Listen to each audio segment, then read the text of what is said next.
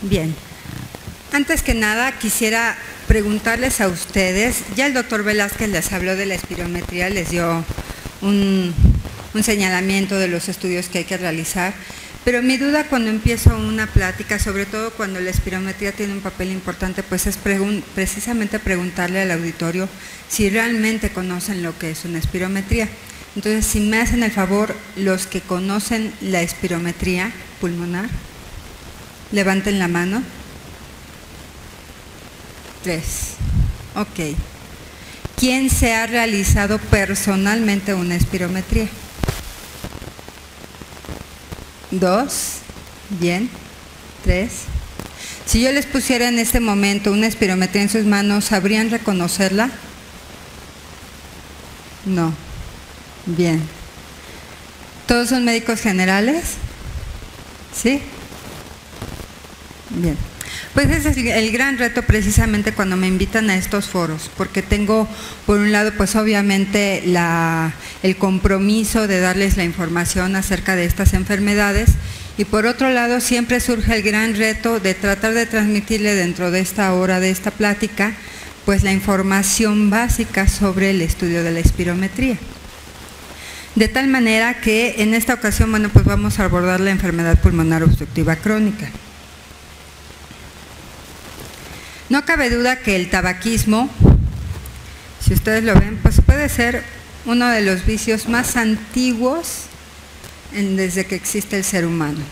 Porque no solamente, no eran las industrias tabacaleras como se dice, pero se fumaba directamente la hoja del tabaco. De tal manera que es una de las adicciones mucho más antiguas, mucho más que el alcohol y mucho más que el resto de todas las drogas.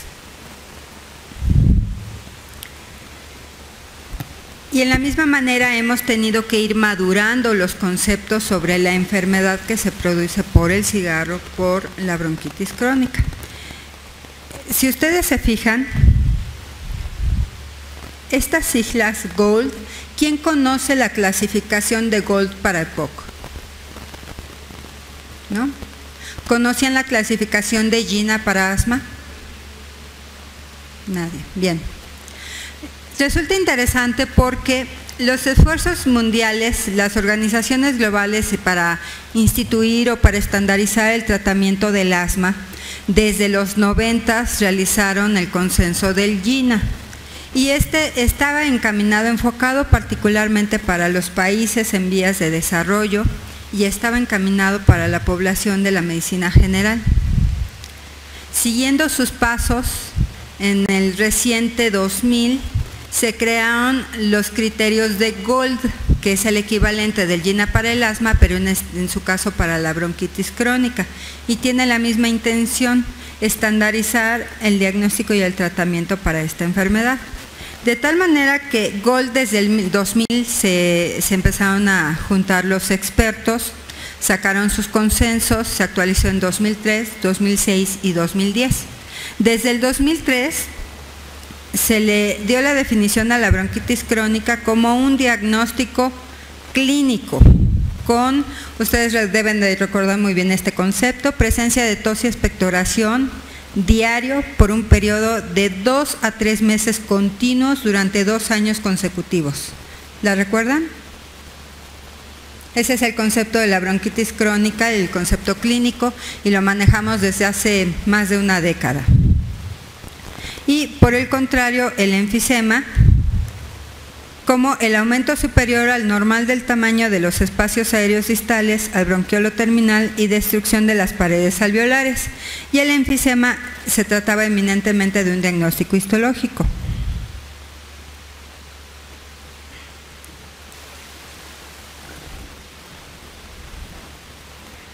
De tal manera que esos fueron los primeros conceptos que se le asignaron a estas enfermedades.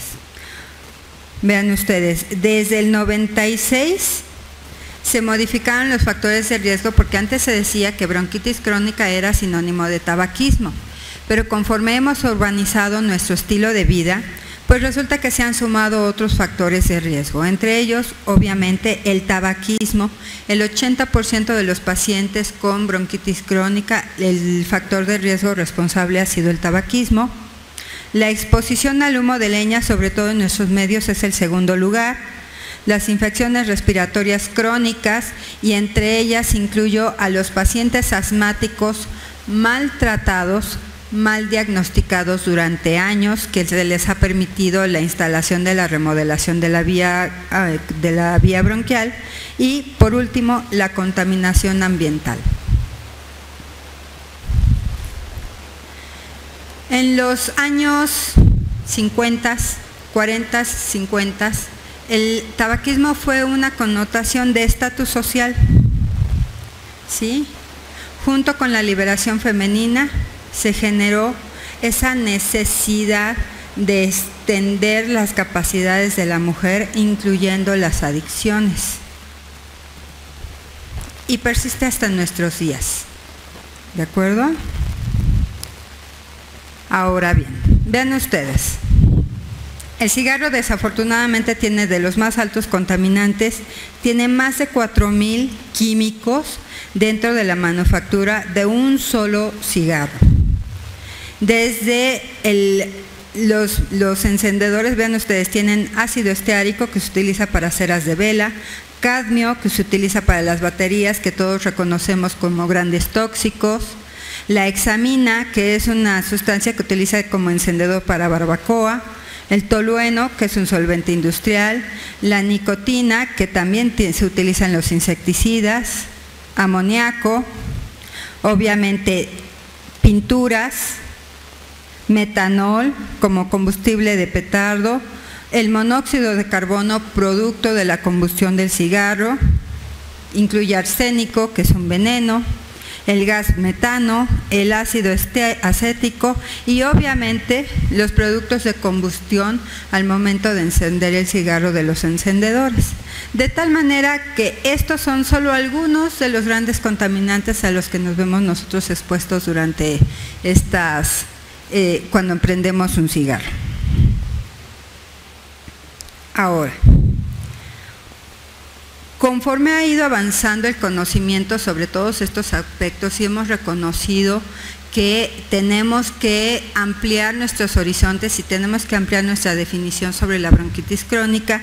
Ahora, les digo, las primeras consensos que hicieron del GOLD en el 2000 le dieron la connotación a la bronquitis crónica como un padecimiento puramente clínico. En el consenso del 2003 y junto con el American Journal Respiratory, obviamente se le dio una parte clínica, que es la bronquitis crónica, se le adquirió alteración funcional, o sea, una obstrucción fija al flujo aéreo. Y es la primera ocasión en la que se le incluye ese trabajo a la espirometría de realizar el diagnóstico de la enfermedad pulmonar obstructiva crónica.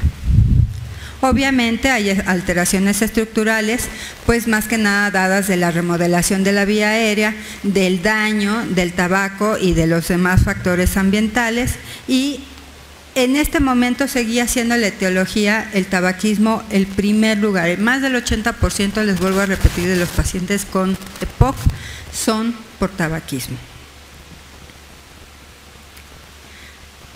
Sin embargo, en nuestro medio, no cabe duda que uno de los factores también a la par del tabaquismo, pues es precisamente el humo de leña.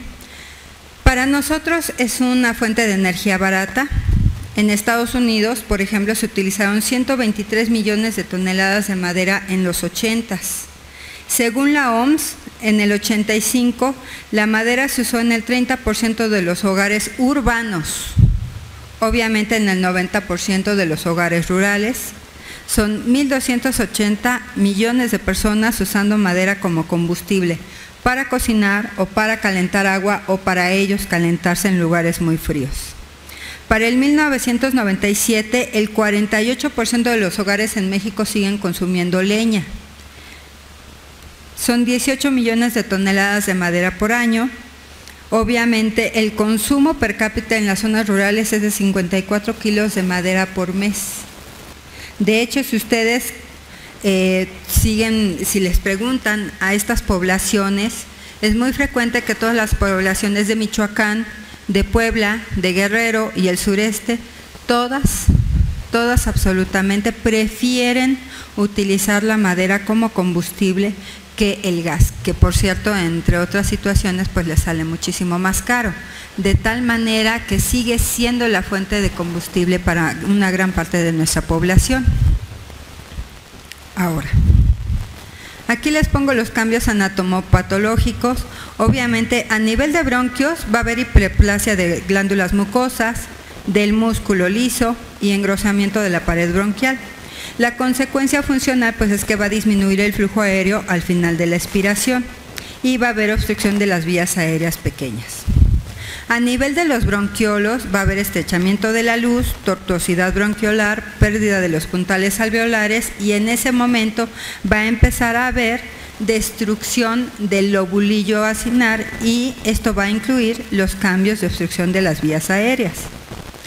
Y finalmente en el parénquima pulmonar, pues una vez que todos estos puntales alveolares se pierden, va a haber destrucción de las paredes, enfisema centroacinar y panacinar. Ahora, la epidemiología, obviamente pues la prevalencia y la morbilidad no es del todo conocida. Hay todavía muchas situaciones de mal captación de la información. Nuestros sistemas estadísticos realmente no son muy buenos, ahorita les voy a explicar por qué. Y la enfermedad está subestimada. En general no se diagnostica hasta la instalación de los síntomas en las fases intermedias y avanzadas y se dice que es la cuarta causa de muerte a nivel mundial. En los 90 se decían que son 9.34 por cada 1000 hombres y 7.33 por cada 1000 mujeres. Estos datos ya están renovados, fíjense, para el GOLD del 2010 y de todas maneras nos está presentando datos del 90. Y esto es lo que sucede cuando una persona fuma, ¿sí? Esto es directamente desde el punto de vista físico, químico, hay una quemadura directa al momento de inhalar el humo del cigarro y obviamente si esta persona fuma, todos los demás que estamos a su alrededor fumamos también. Estamos sometidos a inhalar el humo y los productos de la combustión que una sola persona está fumando. Fíjense, esto es lo relevante. La EPOC ocupa el mismo lugar en mortalidad junto con el SIDA y además de todo, en el caso de esta estadística, el 90% de los casos es ocasionado por fumar. Va a depender de las estadísticas OMS, del INEGI, de los sitios en donde nosotros querramos indagar toda esta información va a variar, pero fíjense ustedes, entre el 80 y el 90%, todos la causa es el cigarro. Ahora, después de varios años de estar expuestos al humo del cigarro, a los contaminantes, a haber cocinado con leña, con el humo de leña, que sea, además de todo se especifica que sea intramuros, a la contaminación ambiental, sobre todo de los lugares urbanizados, pues se deben de asociar varios factores para que se estimule también una susceptibilidad anatómica al daño y que en ese momento nos permita un disparador que empiece a generar todos estos cambios fisiopatológicos. De tal manera que, ¿qué es lo que va a suceder con los pacientes? A pesar de todo, fíjense, nada más el 15 al 20% de los pacientes fumadores van a desarrollar EPOC. Otros van a desarrollar cardiopatías. Otros van a desarrollar distintos tipos de cánceres. Pero todos tienen el mismo factor de riesgo, el tabaquismo. Ahora, la mayoría de los pacientes van a cursar con tos y con producción de esputo muchísimos años antes de desarrollar obstrucción al flujo aéreo. Yo creo que todos podemos recordar nuestras historias clínicas de los pacientes desde cuando tiene tos, ¿sí? Y es impresionante que nos digan toda la vida, así soy yo. ¿Sí? Lo reconocen en sus historias, en sus anécdotas, eso es lo que el paciente les refiere, ¿de acuerdo? O bien les refieren historias clínicas de pacientes, desde hace 5 o 10 años, desde hace 15 años tengo tos, para mí es normal. Y qué lamentable que dentro de nuestra instrucción de salud como seres humanos, consideremos a la tos y a la expectoración como un dato normal dentro de nuestras vidas, ¿sí? Ahora, no todos los pacientes con tos y expectoración desarrollan EPOC, ¿sí? Y esto se los digo porque una de mis funciones en los últimos años ha sido obviamente promover toda la información de todas estas enfermedades pulmonares, pero además de todo promover la espirometría como uno de los puntales de diagnóstico, porque es uno de los más sensibles y lo vamos a ver más adelante en una diapositiva. Y en alguna ocasión les comparto una anécdota. Hablando con un médico internista, yo le decía, yo le reclamaba por qué, teniendo el recurso en el Hospital General, tenemos un laboratorio de fisiología pulmonar, trabajamos para población abierta, es decir, no necesita el paciente llegar a la especialidad para solicitar la espirometría, entonces trabajamos para todo el hospital. Entonces yo le reclamaba por qué ellos no pedían la espirometría. Y este compañero médico internista me decía, pues es que si tiene tos, es EPOC, ¿sí? Y entonces resulta que si yo se los transmito ahorita, van a ver en todas estas pláticas del módulo de neumología. Bueno, si hablamos de tuberculosis, pues el signo es tos, de mucho tiempo atrás. Si hablamos de neumopatías intersticiales, el signo es tos, de mucho tiempo atrás. Si hablamos de cáncer, uno de los signos de presentación va a ser tos. Y si hablamos de bronquitis crónica, uno de los signos por años va a ser tos. Porque ese es el mecanismo de respuesta del paciente, ese es el síntoma pulmonar que va a establecer. La diferencia la va a establecer los factores de riesgo, los cambios funcionales, los cambios radiológicos, los cambios histopatológicos de cada paciente. De tal manera que, por favor, yo quiero, porque además de todo, bueno, pues ella lo viene arrastrando de la información de cuando estudiamos la carrera, ¿sí? Entonces, no hay error más grave que considerar que la tos es EPOC. No es así. Y vean ustedes, esta información es en México, es en los sistemas nacionales de salud en general, y vean ustedes, tengo varias décadas. En 1950, estas eran las causas de muerte que teníamos: gastroenteritis, gripe y neumonía, enfermedades de la infancia, accidentes, envenenamientos y violencia, paludismo, tosferina, cirrosis hepática, tuberculosis pulmonar, bronquitis y sarampión, bronquitis agudas y sarampión. En ninguna de esta década está incluida la EPOC. Saltamos al 70, a los 70s. Neumonías saltaron al primer lugar, las gastroenteritis, las enfermedades cardíacas, o sea, infartos al miocardio, las enfermedades neonatales, ya empezamos a ver tumores malignos, EBC, sarampión, accidentes, cirrosis hepática y las infecciones de vías respiratorias bajas. Nos vamos 30 años después, al 2000. Vean ustedes, en los 50s y en los 70s no teníamos mortalidad por EPOC. En el 2000, diabetes mellitus, infarto al miocardio, cirrosis hepática, EBC, enfermedades perinatales, y de no tener esa causa de muerte, saltamos hasta el 6º lugar. Rapidísimo. No tardamos tiempo en escalar, ¿sí? Pero les recuerdo que en estas 5 décadas anteriores fue el auge de la liberación femenina, fue el derecho a votar y fue el incremento del uso del cigarro para todos, hombres y mujeres. Y conforme esto avanzó, pues además de todo a edades tempranas. ¿Qué sucede en el 2010? La primera causa de muerte sigue siendo la diabetes mellitus, las complicaciones crónicas, siguen siendo las enfermedades cardíacas, siguen siendo los eventos vasculocerebrales, sigue siendo la cirrosis hepática, porque va de la mano del alcoholismo en el mexicano. Y fíjense, en menos de 10 años saltamos un lugar, ya estamos en el 5º lugar en México. Estas estadísticas son en México. De tal manera que estamos ganando lugar de manera indiscriminada. Y yo todavía considero que están subestimadas las estadísticas que tenemos. ¿Por qué? En nuestro medio hospitalario, es difícil que el paciente muera solamente por el EPOC exacerbado, ¿sí? O sea, por el avance de la enfermedad a estadios terminales en los que ya haya una falla respiratoria inminente, que casi siempre involucra corazón y que se desencadene la causa de muerte. Casi siempre se suman infecciones u otras causas como cáncer pulmonar, infarto cardíaco, enfermedad vascular cerebral, y se consigna la causa de muerte, ¿sí? Y en la estadística se diluye que la causa inicial de esas complicaciones agudas, de esas complicaciones terminales, fue precisamente la EPOC.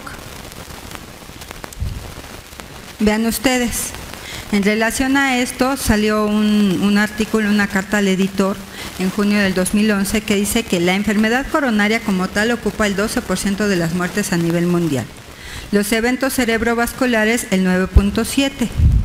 Las infecciones respiratorias bajas el 7.2% y EPOC el 5.7%.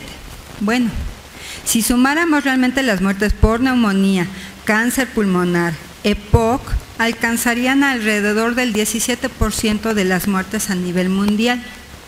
Y si estoy ocupando el 17% de las muertes a nivel mundial, entonces le gano a la enfermedad coronaria, que nada más tiene el 12%, y saltaríamos en automático al primer lugar de causa de muerte. Y esto se viene diciendo desde hace muchos años, ¿no? La EPOC es la primera causa de muerte. No está demostrado desde el punto de vista estadístico porque les digo, se consigna la causa de muerte aguda, la complicación aguda, y no la progresión de la enfermedad. Ahora, con esta información, el GOLD lo que hizo en el 2006, bueno, pues obviamente fue empezar a cambiar la textura de la enfermedad desde el punto de vista de que es una enfermedad prevenible, es tratable, tiene efectos extrapulmonares, tiene una limitación crónica al flujo aéreo que no es completamente reversible a menos que esté en un periodo agudo de la enfermedad, casi siempre por infección, tiene una limitación al flujo aéreo de tipo progresivo y es secundaria a una respuesta pulmonar inflamatoria anormal por cigarro, por leña o por otras partículas. ¿Sí? De tal manera que regreso al tabaquismo porque esa es la causa principal. Yo tengo el cigarro, tengo una fase gaseosa de daño, que es la que me dan los productos de la combustión del cigarro, y una fase particulada de todos los contaminantes que están involucrados en el cigarro. Y obviamente todas estas, las reacciones químicas que van a ocasionar en el tejido pulmonar, pues van a ser generadas tanto por la nicotina, el monóxido de carbono producto de la combustión y todas las reacciones bioquímicas que siguen. Y en la fase particulada, todas aquellas partículas que estén entre 10.9 y 10.10 partículas por mililitro con un diámetro de 0.2 a 1 micra van a llegar directamente al alveolo y van a empezar a dañar su estructura. Ahora, obviamente, una vez que se instala esta agresión física y química, porque es de dos tipos, vamos a instalar una respuesta de defensa que va a involucrar macrófagos, polimorfonucleares, formación de otros radicales libres, liberación de hierro, de óxido nítrico, hipersecreción de moco como un mecanismo de defensa para lubricar la mucosa bronquial y disminuir la quemadura local. Y esta inflamación constante, porque el paciente no fuma solo una vez, el paciente va a continuar fumando varias ocasiones al día durante varios años. Va generando desequilibrio entre las proteasas y antiproteasas, que son finalmente proteínas en el pulmón. Ahora, 1.3 billones de fumadores hay en el momento a nivel mundial. 650 millones de ellos van a morir de manera prematura por cánceres, por enfermedad cardiovascular, por eventos tromboembólicos, por exacerbación de asma y por compromiso directo en la cicatrización de los tejidos de cualquier cirugía. ¿Sí? Entonces vuelvo a insistir, si nosotros contabilizamos todas estas muertes en los pacientes que además tienen EPOC, entonces vamos a ser la primera causa de muerte, bueno, la enfermedad. 21% de los adultos fuman en Estados Unidos hoy, 45 millones. Y cada día, hoy, 4,000 jóvenes entre 12 a 17 años van a fumar por primera vez. 1,200 niños de esos jóvenes van a ser fumadores. La mayoría obviamente van a fumar una vez. ¿Quién ha probado una vez el cigarro? Una vez, nada más.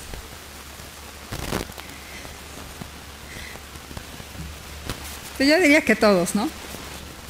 ¿Quién de plano nunca jamás en la vida ha fumado un cigarro? La verdad, no estamos tomando fotos, ¿no? Vean ustedes, las manos se reducen en automático, ¿no? Ese es el grave problema que tenemos.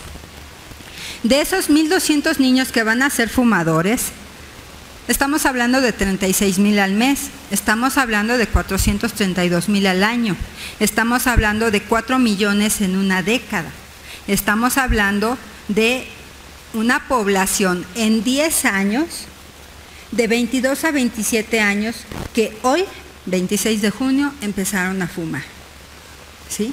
Y mañana otros, y pasado mañana otros.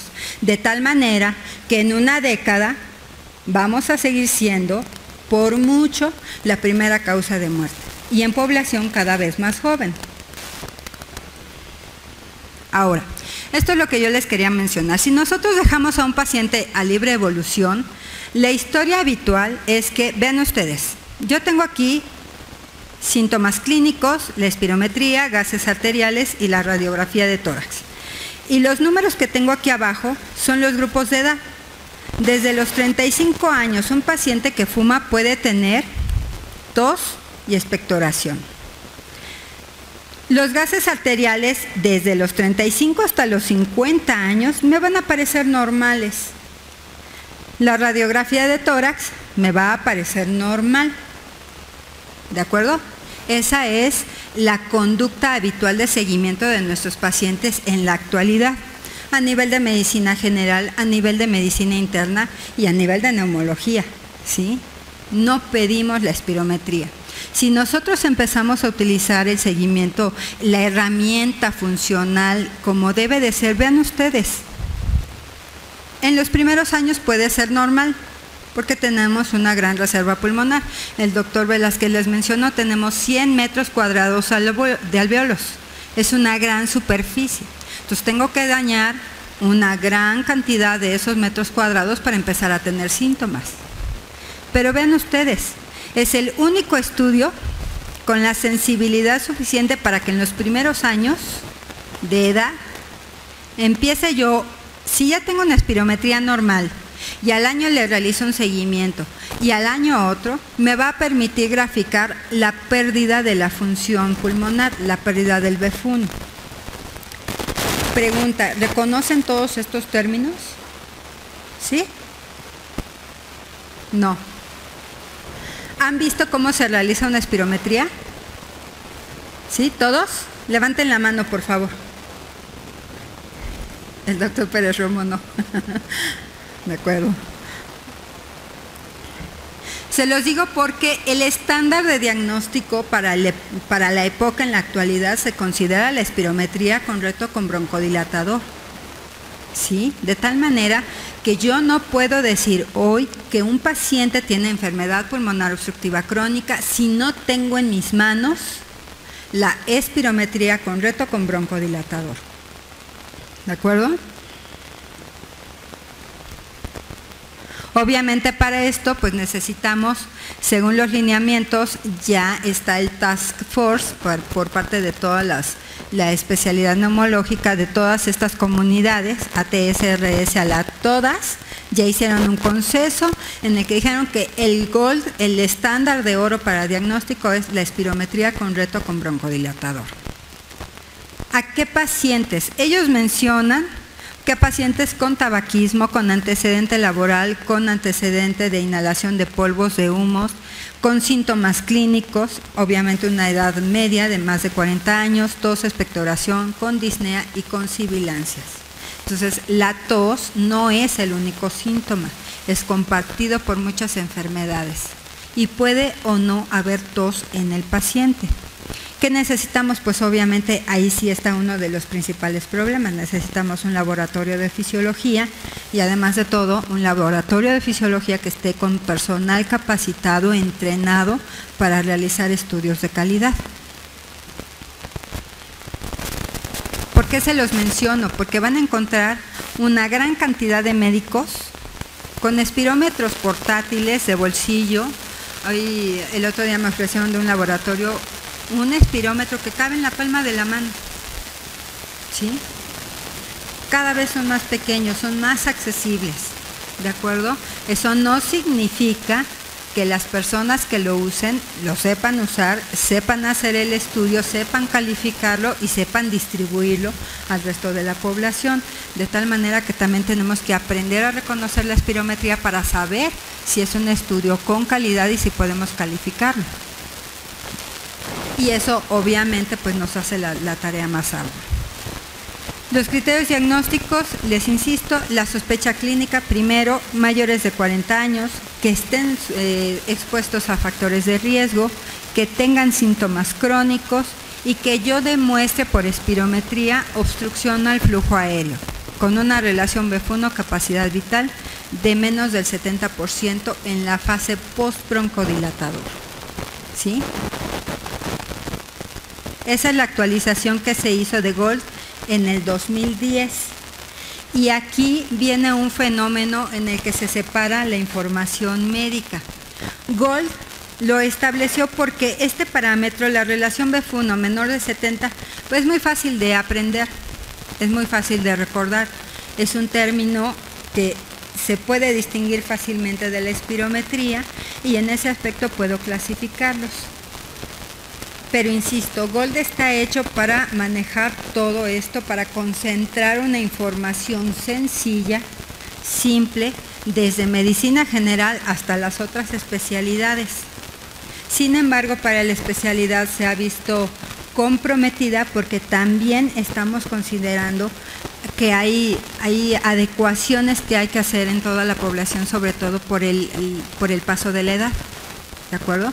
Porque si nosotros estamos considerando que los pacientes van perdiendo función pulmonar por el paso de la edad de manera natural, pues va a llegar un momento en que los pacientes de 70 años, de 80 y de 90, de manera natural van a tener una relación BF1 capacidad vital menor de 70 y no necesariamente tengan diagnóstico de EPOC, ¿de acuerdo? De tal manera que el segundo reto primero es conocer la espirometría, ¿sí? O sea, ampliar la información a todos los medios de salud con los criterios de GOLD. Y ya que lo tenemos, ahora hay que profundizar esos conocimientos. ¿Por qué? Porque ahora tenemos pacientes de 80, de 90 y de 100 años en la actualidad. De tal manera que a ellos no los podemos catalogar con este diagnóstico porque ellos de manera natural van a tener ese valor mucho menor por el paso de la edad. Este es un espirograma. ¿Conocen volúmenes pulmonares? Levanten la mano. El doctor Pérez Romo, nada más. Bien, es que ese es, vean ustedes, si yo les pidiera a ustedes que me graficaran un trazo electrocardiográfico con los ojos cerrados, ¿no? Y me pueden decir desde la despolarización en la onda P hasta la repolarización de la última célula del miocardio, ¿no? Estamos habituados a ese tipo de estudios, pero si yo les pido un espirograma, difícilmente lo vamos a poder reconocer, ¿sí? Y es algo muchísimo más sencillo. Vean ustedes. Todos ustedes en este momento están en reposo, ¿sí? Sus requerimientos de oxígeno y sus requerimientos de volumen de aire son mínimos porque estamos en reposo. Ese volumen al que ustedes están respirando es un volumen corriente, ¿sí? Este volumen aquí está. Cada vez que inspiramos, cada vez que exhalamos, inspiramos, exhalamos, ¿de acuerdo? Ahora les pido que metan mucho aire, hasta el máximo que puedan. Ok, gracias doctor. ese es el punto de una inhalación máxima, de una inspiración máxima. Entonces, insisto, si yo estoy haciendo ese ejercicio y les pido que de una respiración en reposo metan todo el aire que puedan, es una inspiración máxima y los llevo hasta la capacidad pulmonar total. Y de ahí les pido que saquen todo el aire que puedan, todo el aire que puedan. Y vamos a llegar al volumen expiratorio de reserva. ¿De acuerdo? Estos 3 volúmenes son precisamente los que estamos midiendo en una espirometría basal. ¿Sí? En ese sentido, les voy a pasar este video en este momento. Este es de un paciente con bronquitis crónica realizado en el laboratorio y vean ustedes, desafortunadamente no tenemos el sonido.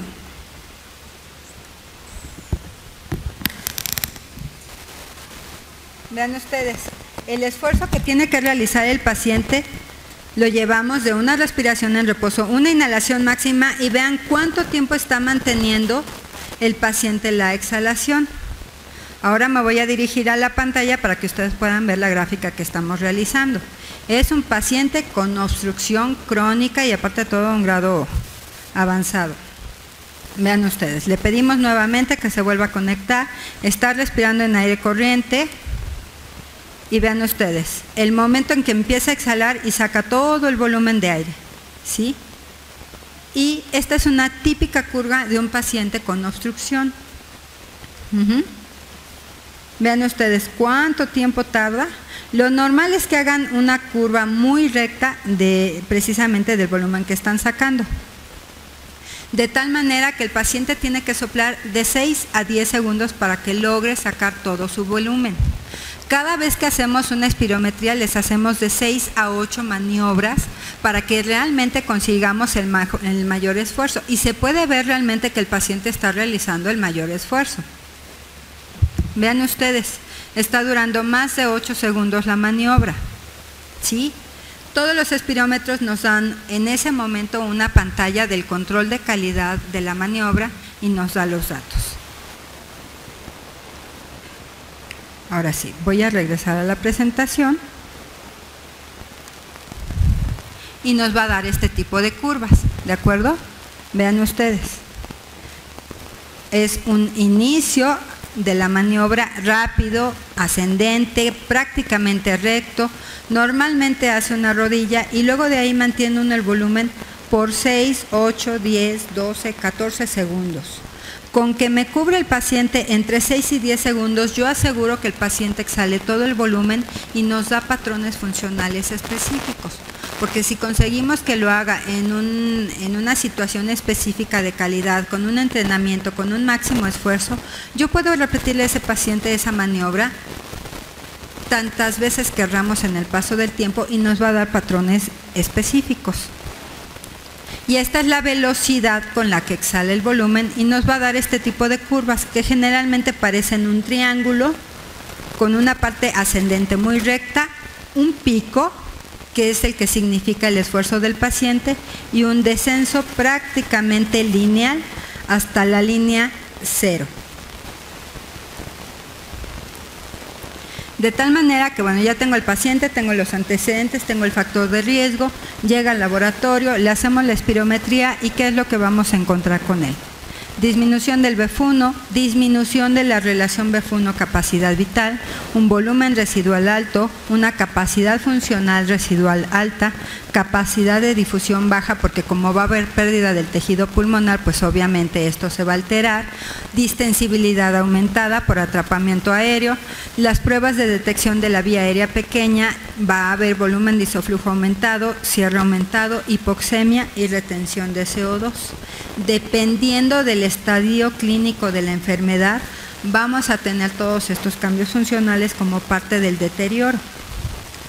De tal manera que un paciente, si nosotros lo tratamos solamente con los datos clínicos de tos y expectoración crónica por 2 a 3 meses, por más de 2 años consecutivos, vean ustedes, este es el diagnóstico de EPOC en la actualidad. el 88.7% sin diagnóstico, es decir, sin una espirometría real. La gran mayoría están sobrediagnosticados, solamente un 11% van a tener una espirometría de calidad con reto con postbroncodilatador que nos permita un diagnóstico preciso y los demás sin un diagnóstico específico. ¿Sí? En Latinoamérica nosotros tenemos una prevalencia de EPOC del 8 al 20%. Son 5.300 adultos mayores de 40 años. Ahora ven ustedes, en estos estudios de Latinoamérica se sacaron de un estudio de Platino, precisamente sobre la función pulmonar, y encontraron que de la espirometría previa, los pacientes que incluían un estudio espirométrico, nada más el 11% la tenía. ¿Sí? Los que fumaban más de 10 paquetes año, el 18% tenían una espirometría previa. Y los que se les había hecho el diagnóstico médico de EPOC por datos clínicos, el 36%. De tal manera que nosotros mismos promovemos el mal diagnóstico. ¿Ya voy sobre tiempo? ¿Ya? Ok. Vean ustedes, estos son datos interesantes porque si yo sigo fumando, ¿alguien sabe a qué edad empieza a envejecer el pulmón? ¿No? ¿Alguien que me diga una edad? ¿20 años? ¿50? ¿40? Muy bien. El pulmón empieza a envejecer entre los 30 y los 35 años. La pérdida funcional aceptable es de 30 mililitros en el BF1 por cada año de vida. ¿Sí? Y está representada en esta línea azul. Pero en las líneas rojas está demostrado la pérdida acelerada del BF1 en los pacientes fumadores. Mientras más cigarros consuman, más acelerada va a ser la pérdida del BF1. Ahora, si yo dejo de fumar a los 45 años, que es esta segunda línea azul, pues tengo cierta capacidad de revertir el daño. Pero si yo dejo de fumar después de los 65 años, no va a haber reversibilidad y los datos de inflamación y de daño pulmonar se van a quedar de manera permanente. De tal manera que, insisto, el Gold Standard para diagnóstico, si tomamos las referencias de Gold, que es la más fácil, la más básica de aprender, es el primer paso para empezar a hacer diagnóstico, es una relación de menos del 70%. Si me voy a los lineamientos de ATS, entonces tengo que ajustarlo al percentil 5 de acuerdo al límite inferior normal y eso nos complica muchísimo la inflamación. Va a haber deslimitación del flujo y daño a las vías aéreas periféricas. Los hallazgos funcionales. Vean ustedes, este es el algoritmo diagnóstico. Podemos tener sospecha, historia clínica, rayos X con todos los datos, ¿sí? Pero es la espirometría la que nos va a permitir hacer el diagnóstico primero y clasificar la severidad de la EPOC en el segundo lugar. ¿De acuerdo? Ahora, la clasificación de la severidad, ¿cómo va? Esa sí es bien importante, ¿no? Porque, bueno, una vez que decidí que un paciente tiene EPOC, ahora ¿cómo lo manejo? Según los últimos lineamientos, los más recientes son los de Gold del 2010. Un paciente con EPOC leve es aquel que tiene la relación de menos del 70 con un BF1 de más del 80 del predicho, con o sin síntomas crónicos. La clase 2, que es un EPOC moderado, con un BF1 entre el 50 y el 80% del valor predicho. Severa, entre el 30 y 50%, insisto, vean ustedes, el dato funcional en este momento supera los síntomas de cada paciente. Puede no tener síntomas, pero si yo tengo datos espirométricos de limitación al flujo y no revierte con broncodilatador, ese paciente lo puedo clasificar como EPOC severo o como EPOC muy severo. Y el EPOC muy severo es un BF1, obviamente la relación siempre es menos del 70%, el BF1 es menos del 50% del valor predicho o bien menos del 30%, pero incluyendo hipoxemia o datos de cor pulmonal. ¿sí?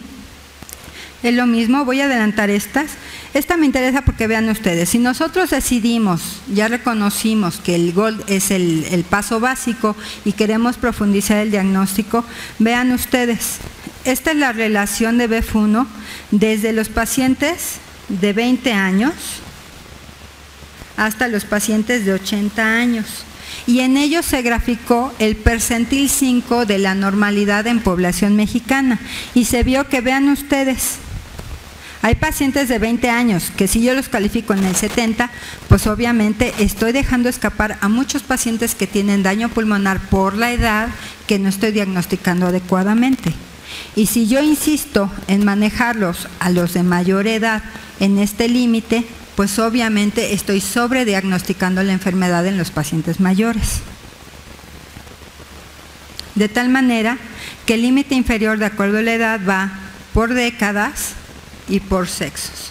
Si yo quisiera ser muy elegante en mis diagnósticos y quisiera ser muy preciso, entonces yo tendría que calificar la espirometría postbroncodilatador de acuerdo al límite inferior normal y ajustarlo. El paciente tiene obstrucción de tanto, de su relación de tanto, ajustado al percentil 5 para su edad. Este es el algoritmo diagnóstico de función en el paciente con EPOC. Desde una espirometría simple, incluye volúmenes pulmonares, incluye datos de difusión, incluye reto con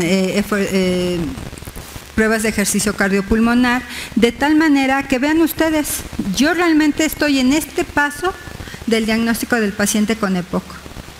Todo el algoritmo de diagnóstico, obviamente, conforme más datos se encuentren en el paciente o más dificultad diagnóstica, me obliga a recorrer todo el camino. Pero el gold estándar, la facilidad de diagnosticar EPOC, está en este primer cuadro. Obviamente hay una valoración integral que va a incluir volúmenes pulmonares, distensibilidad pulmonar, espirometría con helio-oxígeno, pruebas de ejercicio cardiopulmonar, medición de alfa-1-antitripsina, niveles séricos de metilxantinas, cultivo de expectoración y ahondar de acuerdo a los síntomas de cada paciente. Y vean ustedes, estas son las radiografías de algunos de los casos. Vean ustedes, obviamente el atrapamiento aéreo, son tórax nosotros les llamamos longilíneos, el diámetro antero-posterior tiende a aumentar. A veces hay un gran acúmulo de secreciones que el paciente no puede manejar adecuadamente, es el paciente que va a presentar tos con expectoración. Otro de los grandes datos que se van a presentar en estos pacientes, vean ustedes el tamaño de la arteria pulmonar. ¿Sí? Se va a sumar hipertensión pulmonar y vean en el perfil izquierdo del corazón el botón aórtico, normalmente el cono de la pulmonar generalmente se dibuja y vean ustedes el abombamiento de estos pacientes y el crecimiento cardíaco. Esta espirometría corresponde al paciente de la radiografía con hipertensión pulmonar y este es el dato que les quiero dar. Vean ustedes, este paciente tiene 66 años, su relación pre-broncodilatador es del 51%, post-broncodilatador es del 52%, es decir, su obstrucción se queda fija, con un BEF1 del 46%. Entonces, ese paciente, vean ustedes, tiene un gran pico y tiene, en vez de que sea una línea recta como les mencionaba, esta imagen se les tiene que quedar grabada. Se hace como un columpio, ¿sí? No se van a equivocar. Una vez que junten esos dos valores, siempre van a tener el diagnóstico preciso. Son espirometrías de seguimiento. Después de años de tratamiento, las curvas siguen siendo las mismas. Vean ustedes la relación del 45% en el postbroncodilatador. En el siguiente año, 20 de marzo del 2012, la relación postbroncodilatador del 47% y no va a cambiar. Y aquí viene otro paciente ya por último, 5 minutos más. Vean ustedes, estos son los grandes síndromes que nos cuestan trabajo.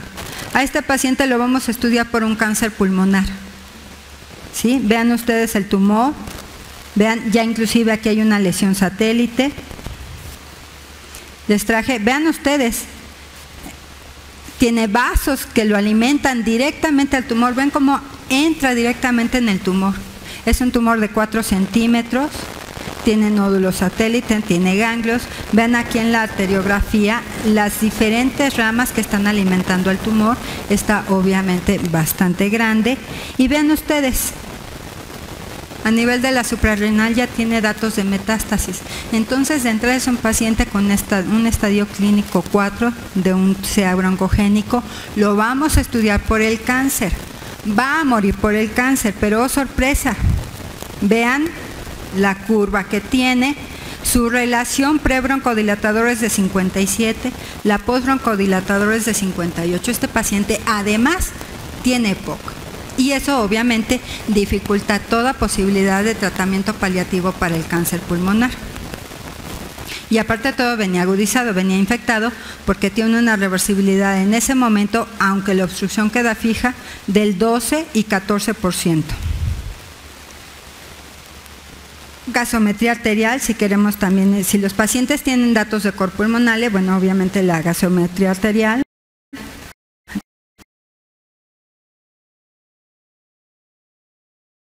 Tomografía de alta resolución, pues obviamente vean ustedes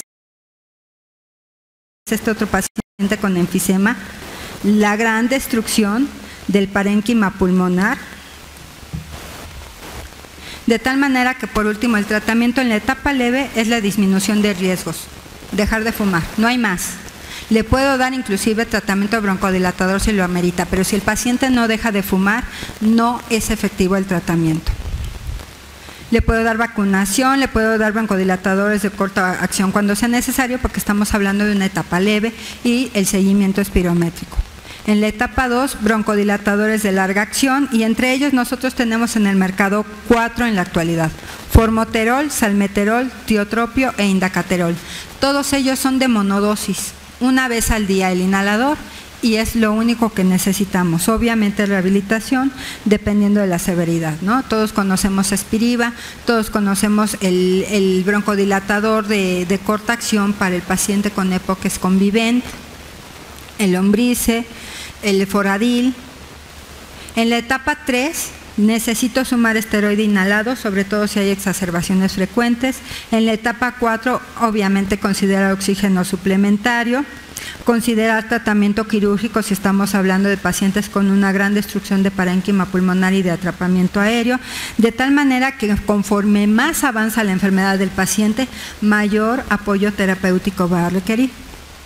El objetivo en cualquier etapa en el que nosotros diagnostiquemos al paciente va a ser controlar la enfermedad, retrasar la progresión del daño, disminuir exacerbaciones, vacunación profiláctica, mantener una adecuada calidad de vida, someter al paciente a programas de rehabilitación pulmonar. Hay un índice pronóstico que es índice multidimensional de BOD, que es un predictor de mortalidad y que incluye el índice de masa corporal, la obstrucción, la presencia de disnea y la capacidad de ejercicio, que se mide con la caminata de 6 minutos. Y es extraordinariamente preciso como predictor de la enfermedad, y además de todo con valor pronóstico en el seguimiento del tratamiento. La caminata de 6 minutos, si no hacemos espirometría, que es el diagnóstico, pues la caminata de 6 minutos, que está indicada especialmente en el seguimiento del paciente, menos. Se requiere equipo, se requiere estandarización, se requiere personal entrenado para realizarla. Y las conclusiones: el diagnóstico, espirometría. No estamos haciendo diagnóstico de EPOC si no tenemos una espirometría en las manos. El seguimiento es la caminata de 6 minutos para poder incluir el índice de BOD, y la espirometría anual. ¿Cómo voy a saber si mi paciente está mejorando y si estoy deteniendo la progresión de la enfermedad si no estoy realizando espirometrías anuales por lo menos? De tal manera que, bueno, pues el gran reto para todos es mejorar la etapa de diagnóstico, perseguir, obviamente, actualmente ya me siento como un Quijote luchando contra los molinos de viento, esparciendo, promoviendo la realización de la espirometría en todos los foros en los que me dan oportunidad de asistir, y pues les agradezco de antemano la oportunidad de estar aquí con ustedes. Muchas gracias.